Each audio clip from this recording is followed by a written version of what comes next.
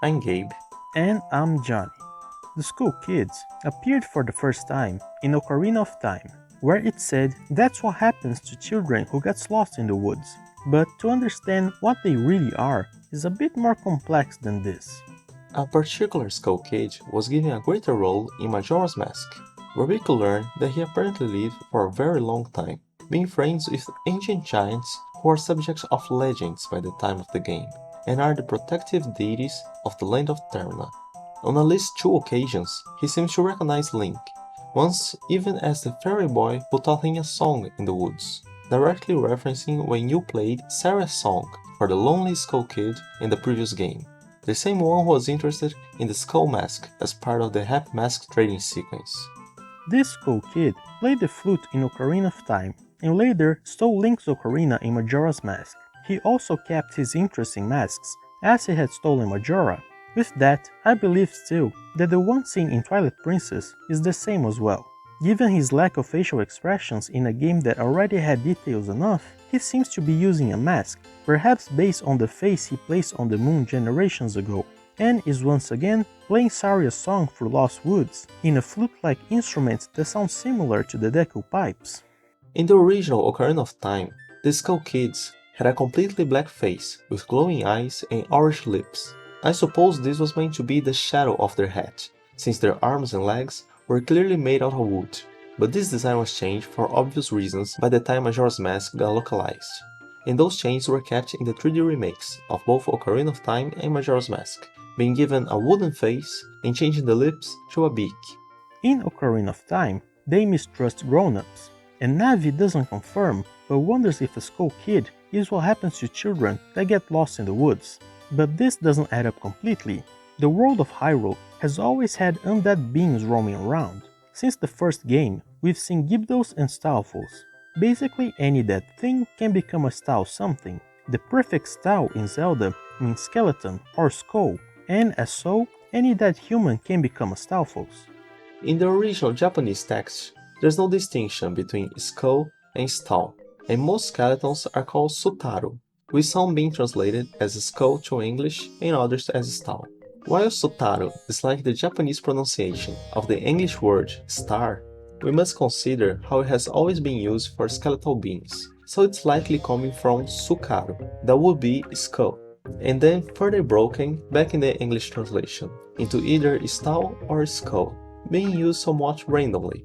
Even creatures like Skulltulus were originally called Stалтulus. In Japanese, stall children are called stall babies, skull kids, stall kids, and Stalfos, well, Stalfos. So when being translated, we can understand that stall baby doesn't sound like much of a threat, and the stall child and stall kid are basically synonyms, so they renamed the odd-looking one to Skull Kid. But their nomenclature still points to it being an undead being, supporting the fact it doesn't age. But so far they could still be regular children who died in the forest. But there was a guy who went missing there, and the Kokiri Fado said that he would turn into a Stalfos, just like everyone else who enters Lost Woods. Despite the name Stout Child, I don't think the vast Hyrule field is filled with the bodies of dead kids. The name just reflects that they are weaker versions of the Stalfos, who are sometimes referred to as dead swordsmen, often carrying basic warrior equipment. And in the backstory of Ocarina of Time, there was a war a few years before the events of the game. A war that took the lives of Link's parents in fact.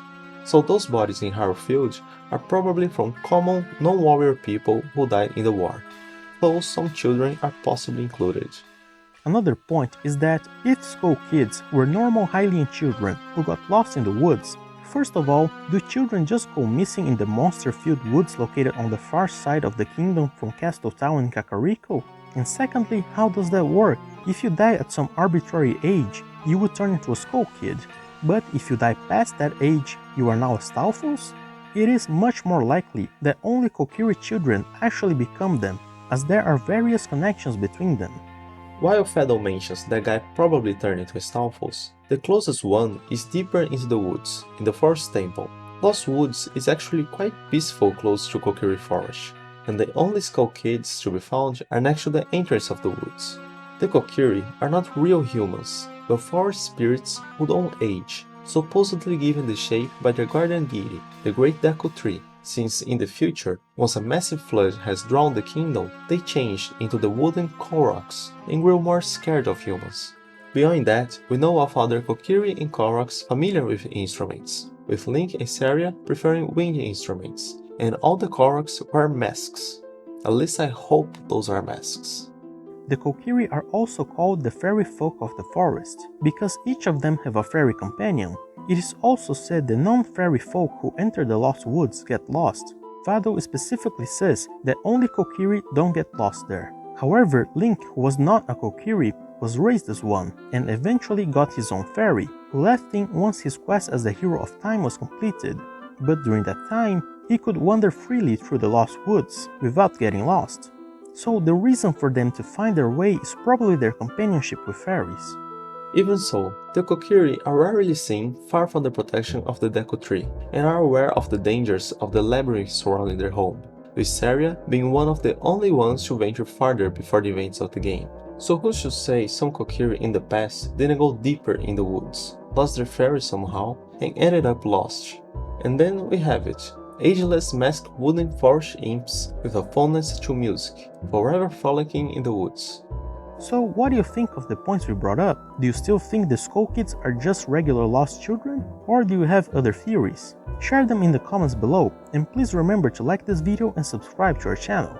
You can also click here to watch our last theory covering the mysterious case of the alien sighted at Romani Ranch, and tell us what you'd like to hear about in future videos.